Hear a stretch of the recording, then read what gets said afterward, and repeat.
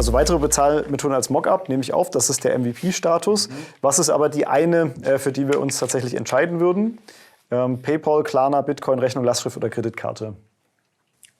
Für die Version 1 dann? Für das MVP noch. Also einen brauchen wir ja tatsächlich, damit es irgendwie funktioniert und wir wollen ja auch gleich mitverdienen. Ich würde Kreditkarte anwenden. Ich muss sagen, technisch argumentiert das PayPal auf jeden Fall deutlich einfacher. Kann ich mitleben, weil wir haben ja den Mockup. Ja, dann PayPal, wenig Aufwand, trotzdem hinreichend viele, vielleicht Early Adopter-Effekt. Und die anderen? Wir, falls ich kurz unterbrechen darf, wir können auch hier, wenn dann die Nutzer verstehen, hey, ich kann nur wirklich über PayPal benutzen. Und wenn die dann abbrechen würden, dass wir noch irgendwie ein Formular drin haben, wo sie es kurz begründen. Damit wir auch verstehen, so, okay, warum brichst du jetzt hier ab?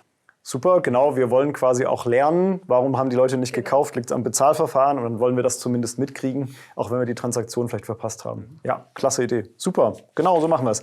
Ich würde die erstmal bei Later parken und dann auch danach priorisieren, was eben vielleicht hier rauskommt und auch bei diesem Survey, wenn wir die Leute nochmal einzeln fragen, warum sie nicht gekauft haben.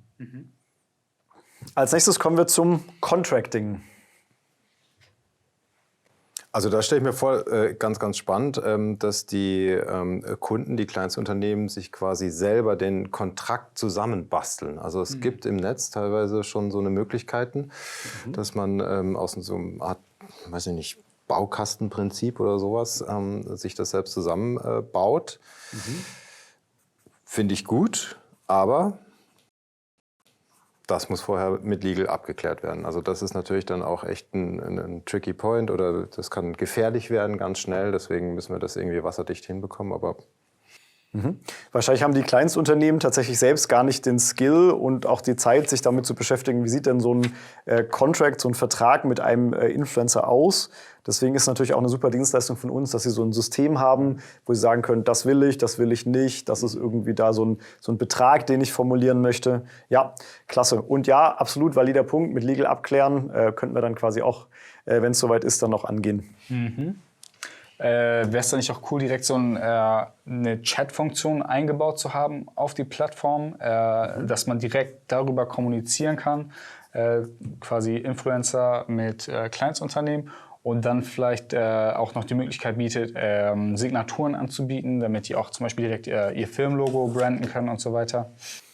Sowas wie eine digitale Signatur. Ja. Also das finde ich ganz sympathisch, das sehe ich aber jetzt noch nicht. Das sehe ich eher im zweiten oder im dritten Schritt, weiß ich nicht, aber eher etwas für später, um auch so ein bisschen stärker die Zusammenarbeitsmodelle auch besser eruieren zu können und dann auch letztendlich skalieren zu können. Ich glaube, da ist eine Menge Musik drin, aber gerade noch nicht so. Spannender Sinneswandel bei Robin. Robin wollte am Anfang immer mehr, weil mehr augenscheinlich besser bedeutet. Hier argumentiert er zum ersten Mal aus der Perspektive, dass weniger besser ist. Ich beobachte diesen Wandel ganz häufig. Von wir brauchen alles in höchster Qualität zu wir konzentrieren uns erstmal auf das Wesentliche. Die Storymap bedarf zunächst vielleicht etwas Eingewöhnung, da sie gegen unsere Intuition arbeitet. Das Mindset bleibt dann aber nachhaltig im Kopf verankert.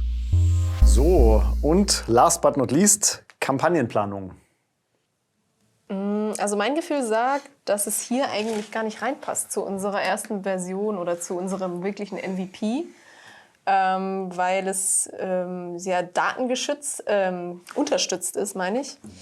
Und ich würde es für spätere Versionen aufheben, die Kampagne. Also überhaupt eine Kampagnenunterstützung kommt erstmal nicht im MVP. Also dem stimme ich zu, weil bei mir sofort auch Omnichannel aufpoppt. Ich denke sofort an BI-Integration. Und ich glaube, der Zeitpunkt ist da nicht der richtige für, weil das sehr schnell sehr komplex werden kann. Und mittlerweile sollte sich rumgesprochen haben, dass ich doch eher Risiko minimieren möchte. Insofern, gerade um auch eine Fehlinvestition einfach zu vermeiden, sollten wir das ein Stück weit nach hinten packen. Mut zur Lücke. Es können auch ganze Schritte weggelassen werden. Kampagnenplanung scheint hier ein großes Thema zu sein, in dem man sich auch leicht verlieren könnte.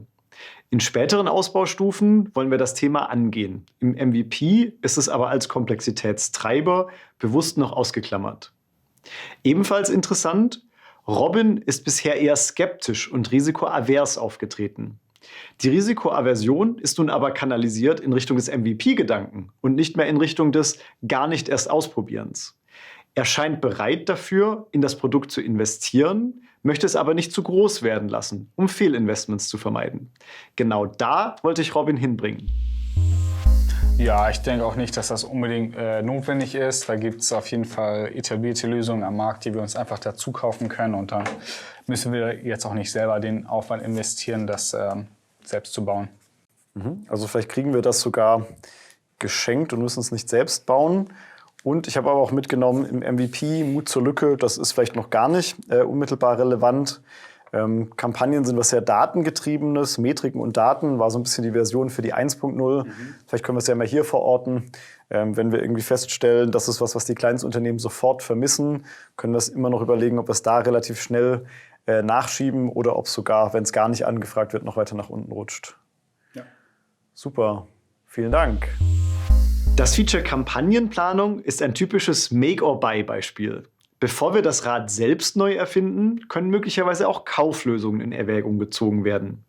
Selbst bauen und betreiben ist nämlich oft teurer, als eine fertige und gereifte Lösung dazu zu kaufen. So können sich die Entwickler auf die eigentlichen Kernaufgaben konzentrieren und sind nicht in Nebenbaustellen gebunden.